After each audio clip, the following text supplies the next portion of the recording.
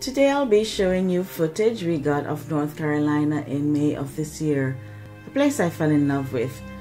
We went in search of waterfalls. Now please pardon the footage. This was taken when I wasn't as professional at videography as I am now. Sorry, I couldn't say that without laughing, but I am getting better. Watch and see.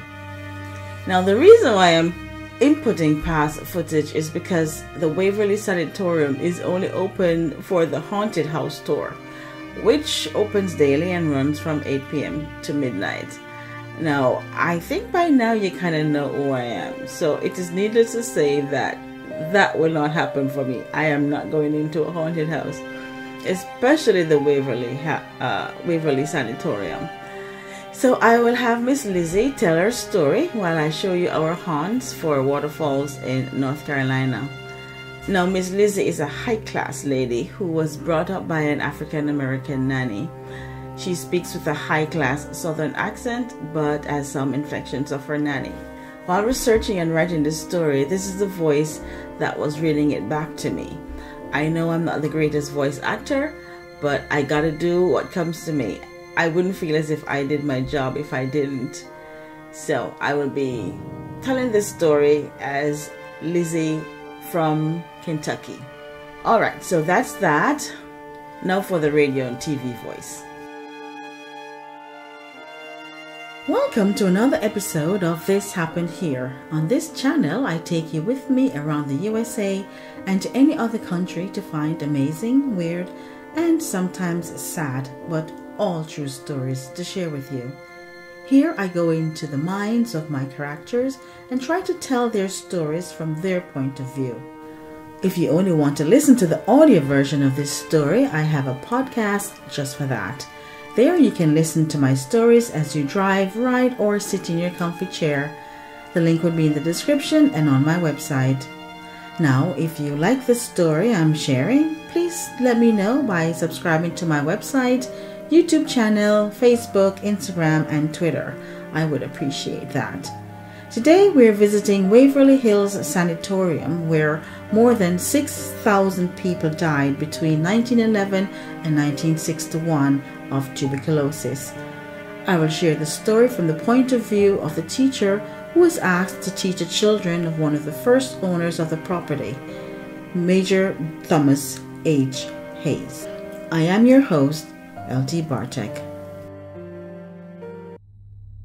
My name is Lizzy Lee Harris.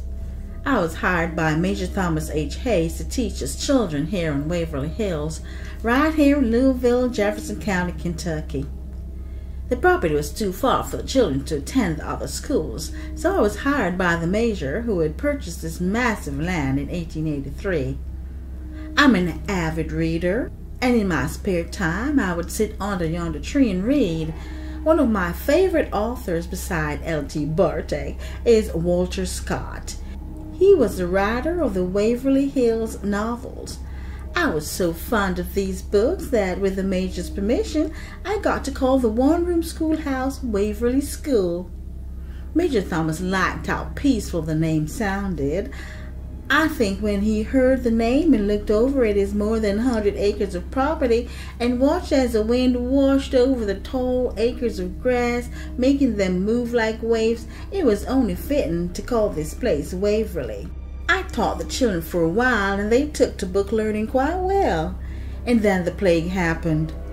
People were dying from tuberculosis. These poor folks had to be placed where they could not spread this wicked disease. They had to be quarantined, you see, but the government hospitals were running out of room. The Board of Hospitals approached Major Thomas and put to him the idea of giving up his land for these patients. His property was chosen because of how far away it was from the city and how peaceful and tranquil it was here. So he agreed to give up his property to home the sick and dying, and so they began construction in 1910. First building a two-story hospital to hold 40 to 50 patients. But things got bad, really bad. They needed more room for the sick and dying, so the government constructed 3 more floors in the hospital. Now the occupancy grew up to 400 patients and more. They even had a section for the children of the sick and the children of the sick folks who had no one else to take care of them. They kept the name Waverly, and so the hospital got the name Waverly Hills Sanatorium. The teacher in me was a little annoyed by this. I named it Waverley, but they just dropped the E like it was nothing, now spelling it Waverly. Anyway, Mom always told me to mind my business, so I didn't make a fuss. It was theirs to do whatever they wanted. But soon it was known as the most terrifying building in America. The warm, humid climate along the wetlands of the Ohio River in Kentucky breeds and spreads the virus more quickly than a jackrabbit down a hole. People were calling it the White Plague, and they were dying fast. Nothing seemed to work to save these folks. They tried heat lamps, putting beds for those who can't walk and chairs for those who could outside for fresh air. They tried to keep the patients positive too, reassuring them that everything would be okay, but still tuberculosis was taking a life every day. At first, during the construction, tents had to be placed outside to house the sick. They had to get them away from the society right quick to stop the spread of the disease, you see. Well, like I said, tuberculosis was deadly, and those suffering from it had to be quarantined. So they had to build Waverly Sanatorium as self-sufficient as possible. It had its own zip code and with its own post office. They built an administrative building, open-air pavilions, and even a farm for food. The part that hurts my heart, though, is knowing the sad truth.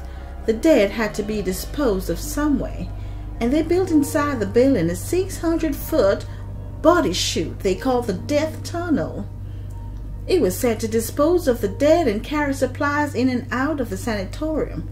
They built the tunnel because they found that taking away the bodies of the dead in full view of the living was right horrible and caused them to lose hope. So they constructed the chute that could transport the dead bodies as secretly as possible, hoping that it would increase morale and lower the death rate. The corridor runs 500 feet to the bottom of the hill. There are stairs up on one side. Workers use this to move around, taking, like I said, bodies and supplies and other things. It not only came in handy for transporting the bodies, but also served as a temporary air raid shelter during World War II. I don't believe in such things, but some have said that they still see ghosts wandering around the property, especially near that death tunnel, but I will withhold my comment on that. The doctors, nurses, and all other employees, once they came on the property, had to live there. There was no leaving for fear they would take the virus with them and spread it. Then in 1943, scientists introduced an antibiotic called streptomycin, finally a cure for the disease. Patients soon got cured and were sent home or sent over to Hazelwood Sanatorium in Louisville. Though things took a turn for the better for the patients, it took a turn for the worse because with the loss of patients, the hospital was forced to close its doors in 1961. Anyway, renovators came in and got the hospital in tip-top shape, and in 1962, Waverly reopened and was called Woodhaven Geriatric Center. Patients who were advanced in age and varying stages of dementia and mobility issues, and those who were in advanced stage of mental handicap were housed there. But the hospital was severely understaffed and soon got overcrowded. Patients were neglected, and 20 years later, in 1981, Waverly Hills, otherwise known as Woodhaven Geriatric Center, once again closed its doors. In 2001, a couple by the name of Charlie and Tina Mattingly bought the property. Since then, it has been deemed a haunted place. But that's not a joking matter. But more than 6,000 plus people have died there, first from tuberculosis and from that old age hospital. Also, one of the head nurses of this hospital had become with child out of wedlock. And in her depression, knowing that her child would be called a bastard, growing up without a father, she had hung herself from a light fixture in room 502 of the hospital. Then there was told of another nurse who had taken a swan dive to her death. Later again, there has been told of folks finding the body of a drifter and a dog who had fallen down the elevator shaft and fallen to their death. Very sad tale, really. Folks have been coming here and saying that they have heard voices and have seen ghosts, but I don't believe in all that nonsense. But what I seem to find hard to understand is how hundreds of years later, I'm here telling you this story.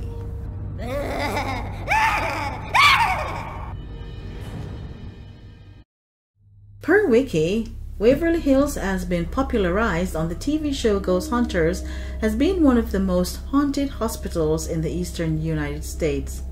The sanatorium was featured on ABC, Fox, Family Channel's Scariest Place on Earth, VH1's Celebrity Paranormal Project, Sci-Fi's Ghost Hunters, Zone Reality, Creepy, the British show Haunted, Paranormal Challenge, Ghost Adventures on Travel Channel, and in episode 18, The Bull and the Beautiful of season 3 of Animal Planet's series Call of the Wild Man. It was also featured on paranormal show Ghost Asylum and Paranormal Lockdown, both on Destination America.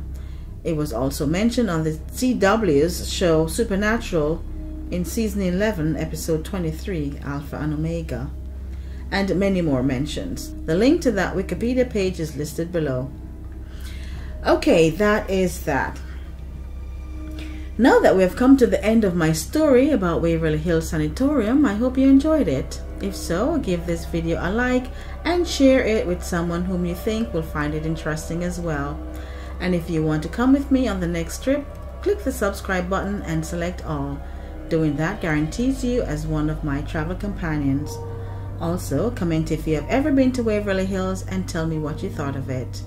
Again, if you want to only listen to this story and to all my other stories, I have that for you in my podcast of the same name.